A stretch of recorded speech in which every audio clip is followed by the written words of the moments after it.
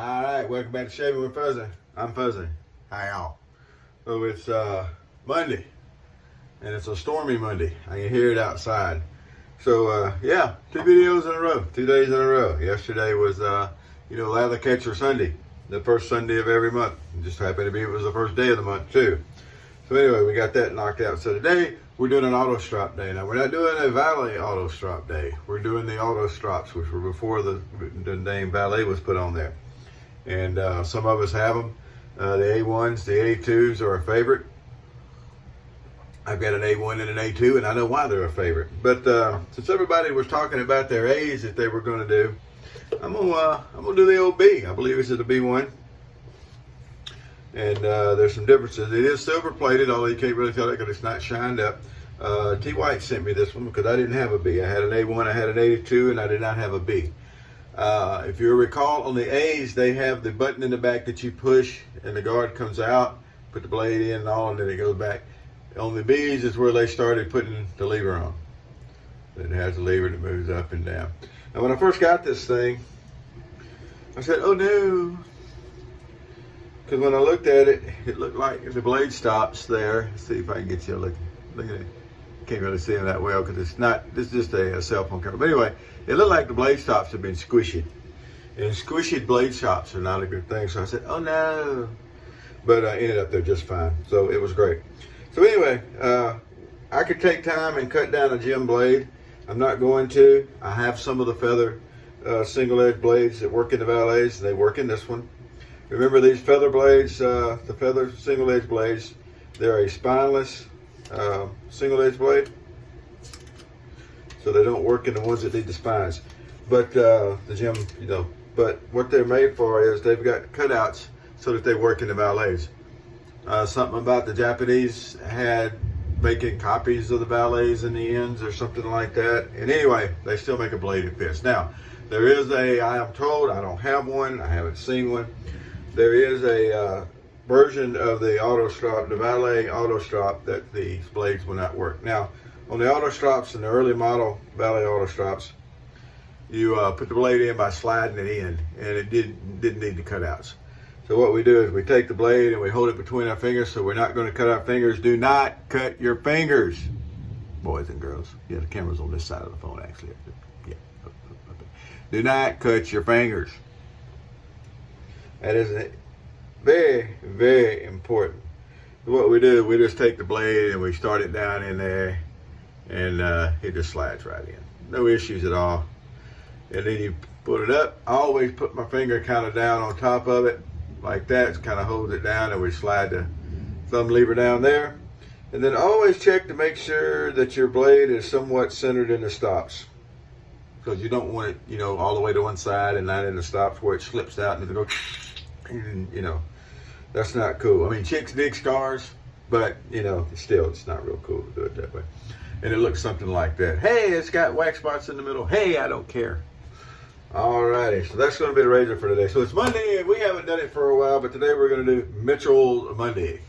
So I have the wool fat, the Mitchell's wool fat here in this little nondescript container, because I don't have one of the fancy containers for it. But this was given to me, and as usual, I can't remember who gave me the soap. I'm sorry, I get a lot of stuff and I don't remember all of it. Sorry. But anyway, Mitchell's wool fat. And then a little container came from Dollar Tree, I think. As a matter of fact, I think I got a couple of them. I do remember what I bought those for, however. I'll put some sugar in them to take to the plant and have some sugar for the folks that drink early coffee. Did I say that out loud? Oh, well, it'll be okay. So anyway, there we go. And the feather blades. Yes, these feather blades, they're kind of expensive. They don't work but a shave or two. Blah, blah, blah, garbage, blah, blah, blah, blah, blah, blah. But anyway, I think it is much better to take a carbon steel gem blade, cut the corners down, take spine off, cut the corners down, and use that. I have videos on how to do it if you would care to see. So we're going to use our Brad Sears Badger today. It is a really nice looking brush. And then, so I was reading that the bass player for ZZ Top had passed away. He was 70 some odd years ago. But I heard he had passed away, and when I think of ZZ Top, one of the things you think about is every girl's crazy about a sharp dressed man. So anyway, we're going to use Sharp Dressed Man aftershave. One reason is, like I said, the gentleman died. Was it Hill? Was that his name? Everybody remembers Billy Gibbons. Somebody remembers the other dude. But anyway, I think that was his name. And another reason is it's just a really, really, really, really good smelling aftershave. It really is. All right. Matter of fact, that's one of the soaps I think that I would think about. I've got plenty of soaps, trust me. But that is one I would think about adding to the stable. All right, maybe you can hear the thunder in the background. There's a pretty good thunder boomer going out there. What do you think about that, Miss Luna? Huh? A big thunder bopper out there. Yeah, I hear it. You hear it.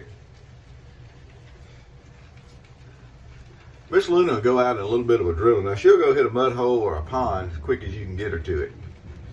She'll be neck deep in the mud hole, and the mud hole is not deep enough for her to actually get neck deep. She stretches out so she can get there. Trust me on this one. I've seen her do it. And if there's a pond around, she'll go jump in the pond and just end up, she looks like kind of like a bar mop after a busy Saturday night. And that's the best I can describe her when she gets in the mud and water like that. But anyway, but she doesn't really like going out in the rain too much. And of course, we're not going out in the lightning any at all. So what we'll do is we'll go out and she goes up and walks around the upstairs of the apartments and sniffs the flowers. And for some reason, she likes to drink outside water. She's got fresh water inside. Same water I drink. There's nothing wrong with the water here. And I keep her a bowl out and I keep it, rinsed out and changed and fresh and everything. And she still likes to go out and find the nastiest pot of water outside. It's like, what are you doing, dog? She'll also go and pick stuff up. She's always hunting. I'll have food out for her. Pedigree. I think that's a good brand. I'll have Pedigree food out for her. And she'll go out and pick something up off the ground to eat. It's been laying out there for who knows how long. She run under a tree one time into some, I don't know, whatever kind of big plant they had under the tree. I don't know that much about them. And came out with a chicken breast. And then the next evening, or that was in the morning, that evening when we went walking, she busted back under that tree again and came out with a thigh and a leg. Somebody had thrown some chicken out, I guess, the night before or something, and she ate that. But I put her food out here and she turns her nose up, wants me to feed it to her. I ain't making it up. She'll eat food, I'll feed it to her. If I just put it down on the floor and leave it, I come back home and she ain't eating that. Now, that's on her. If the food's there and she ain't eating it, that's on her.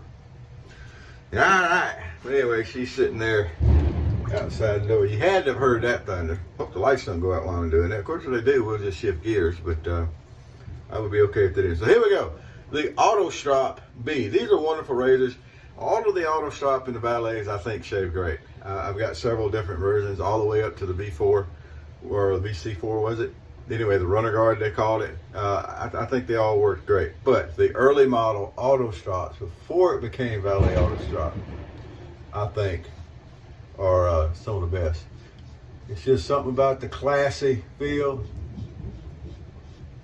They've all got that steampunk look to them with the gears and everything. We'll come up and stop just short of going under my chin there where the growth kind of goes the other way. Although with a new blade and this really nice razor here, I can go whichever. I can easily go against the grain if I wanted to. I can do what I want to. This thing is just awesome. And look how cool these things look. I mean, really, like I said, they got the gears on the side and that's the handle and everything. Got that cool little bump at the bottom of the handle. Now, I haven't tried to polish this one up because I do sometimes. But this one I haven't, so I don't know how well it would polish, but I don't think it matters. Just don't think it matters. Now, I've noticed people like to use great big long strokes. I don't. I just use shorter strokes. I've always done that. That's always been my technique. I say it's always been my technique. It's the only thing I remember. Now, you may go dig up some videos and I'm sitting there running all the way down, but I don't think I did. I find that occasionally I say something and somebody will point out, well, that's not what you said before. And it's like, what? I can go back and read old posts on the forum. I don't remember writing them. But that's why you got to be careful online. Anything you put there is there forever, really. And that's okay. But as your skill level evolves and as your thinking evolves, sometimes your ideas on certain things evolve. What I thought about something when I started into this hobby and started learning and running amok might be different from what I think about things now. Matter of fact, I can tell you there's several things I guarantee are different. Prep is one.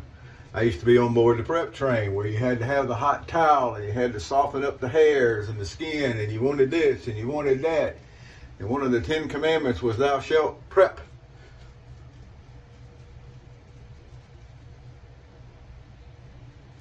Nah, all that is superfluous. But the barbers back in the old days, and the barbers, they always put the hot towel on and they always did this. Well, I think they did that, to be honest. I think that was more of a cleaning thing than an actual shaving thing. Plus, it feels really good. It really does. I agree. When I go get a haircut now, one of the things they do is that they have the hot towel warmer, and they'll take the hot towel and drape it over your head, and they massage your hair after the clipping, you know, the haircut. They massage your hair, and you sit there going, so good. Yeah, wonderful. Absolutely wonderful. So there's reasons for it, but it's not really necessary to do all that prep. I found that the greatest thing that improved my shaves, made my shaves more comfortable, less irritating, fewer nicks, everything of that nature is, believe it or not, technique improvement. All right. My dad, when I was growing up, was a crop duster. And it was a very good one, as a matter of fact. And I used to fly with him. And then I would fly with other people occasionally. And I'm not going to mention any names to hurt anybody's feelings. But there were people I flew with that it was a full-on cringe at landing time. You know, all landing is a controlled crash. Now, my dad flew the airplane to the ground. If I'm not mistaken, he told me before, that's what he called it. You fly the airplane to the ground. He made some of the most amazing landings. Wouldn't be a bounce, wouldn't be a bump. You just automatically transition from flying to rolling down the runway. And I can remember sitting there daydreaming, watching everything going on, and all of a sudden we're rolling on the ground. It's like, well, I didn't really think.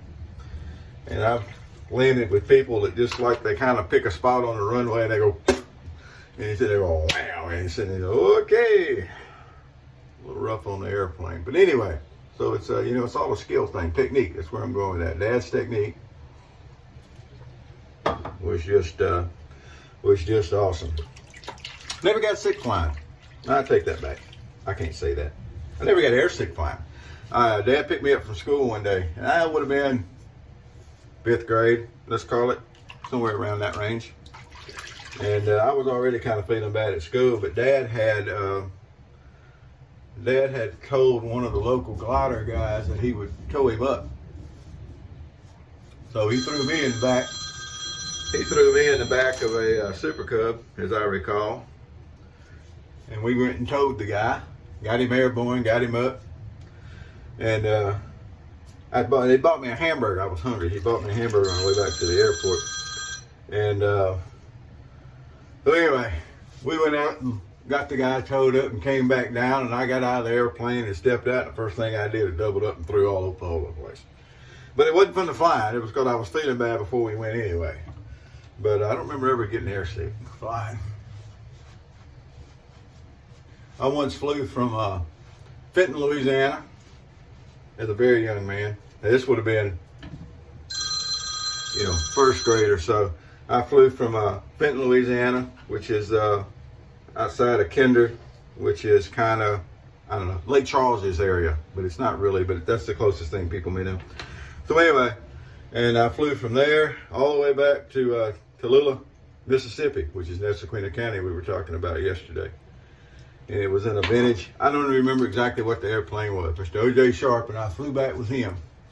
and we're flying along and everything. And I said, oh, look, there's an airplane crash. And, you know, typically with a kid, yeah, you looked over and sure enough, it was an airplane crash. I picked it out from way off. M-air crash. Guy been crop dusting, lost the engine. Ended up, years later, I found out Dad knew that guy, and Mr. OJ, bless his heart, he's gone now. But Mr. OJ loved to tell that story when I got around. Anytime, I mean, we'd be at funerals for people around, and he'd tell that story of flying back with me and me spotting that wreck.